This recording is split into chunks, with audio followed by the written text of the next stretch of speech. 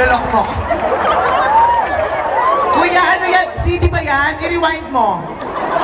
O, di ba wala naman rewind? Ayun na! Ulitin mo yung malakas!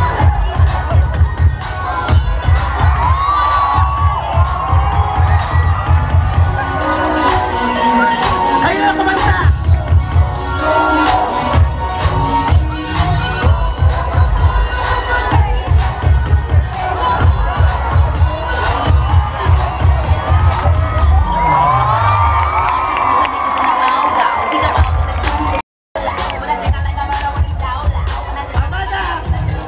Okay.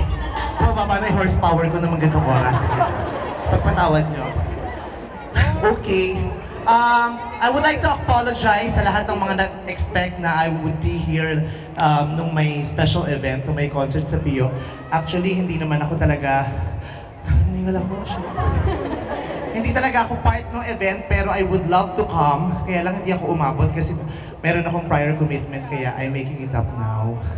Nandito ako sa inyong lahat kasi nalaman ko maraming manlalaro ang naririto. Gusto kong sumuport.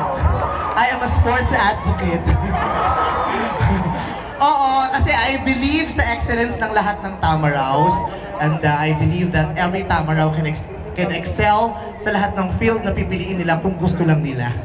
Diba? At tandaan nyo, excellence is not a skill, it is an attitude. Okay, kaya dapat sa tayo pa lang, excellent na lahat.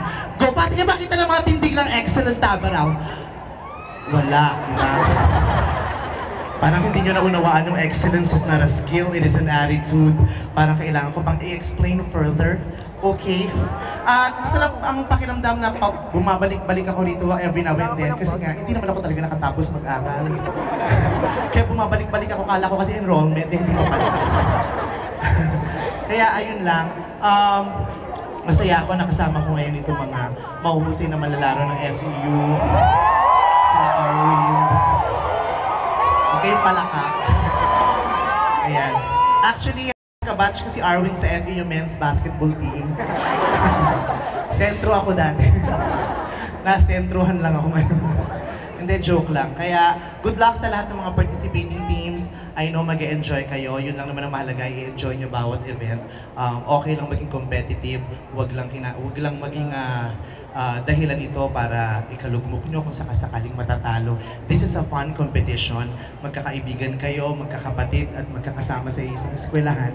Kaya dapat i-enjoy lang natin itong athletics league na ito. Congratulations sa inyong lahat. More power sa FEU. Thank you so much.